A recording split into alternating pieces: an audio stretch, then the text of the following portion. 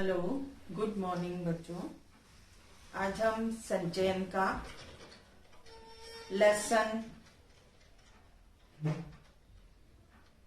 5 पढ़ेंगे, क्योंकि 2 लेसन कल्लू कुमार की ऊनाकोटी और मेरा छोटा सा निजी विद्यालय आपके फॉर्मेट है, और उसके बाद वाला लेसन है हामिद खां।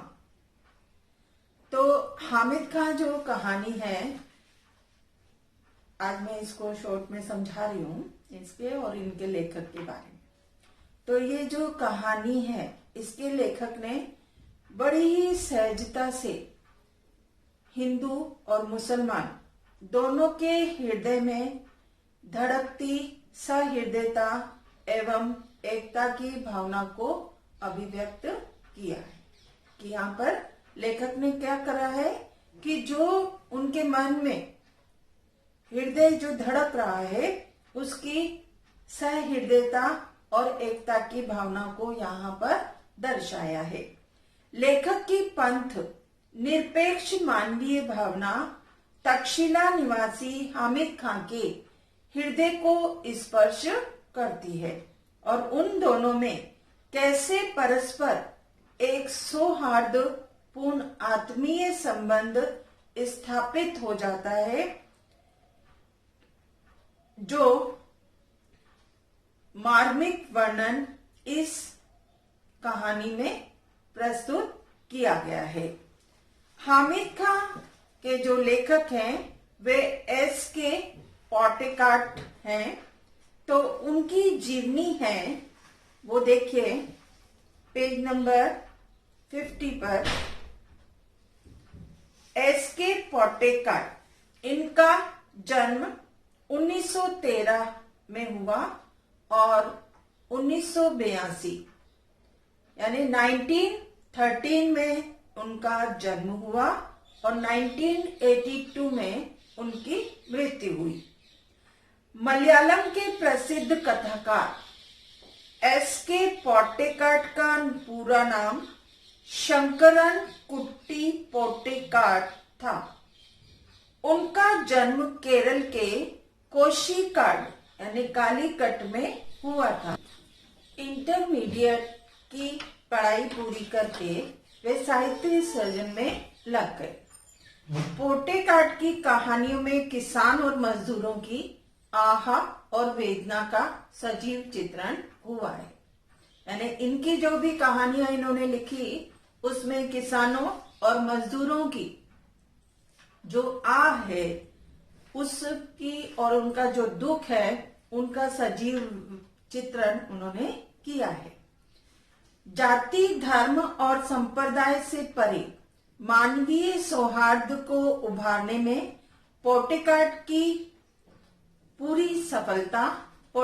को पूरी सफलता मिली है। उनकी कहानियों से विश्व बंधुत्व और भाईचारे का संदेश मिलता है। इनकी जो कहानियां हैं उसमें बंधुत्व की भावना, यानी विश्व में सभी के मन में बंधुत्व, एक दूसरे को बंधु समझना और भाईचारा का संदेश दिया है। कथाकार पॉटेकार्ट को साहित्य अकादमी और ज्ञानपीठ पुरस्कार से सम्मानित किया गया।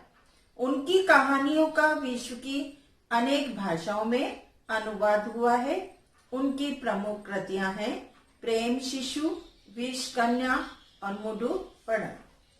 तो जो ये हमारे लेखक हैं, हमारी कहानी का नाम है हामिद खां। उनके लेखक हैं S.K. पॉटेकार्ट, जिनका जन्म 1913 में हुआ और 1982 में उनका देहांत हुआ। इनका पूरा नाम क्या था? शंकरन कुट्टी पॉटेकार्ट। इनका जन्म केरल में, और इंटरमीडिएट के बाद इन्होंने पढ़ाई करके कहाँ लग गए? साहित्य सृजन में, यानी लिखने के कार्य में। इनकी कहानियां किसानों और मजदूरों से की वेदना, आह से सजीव चित्रण किया है।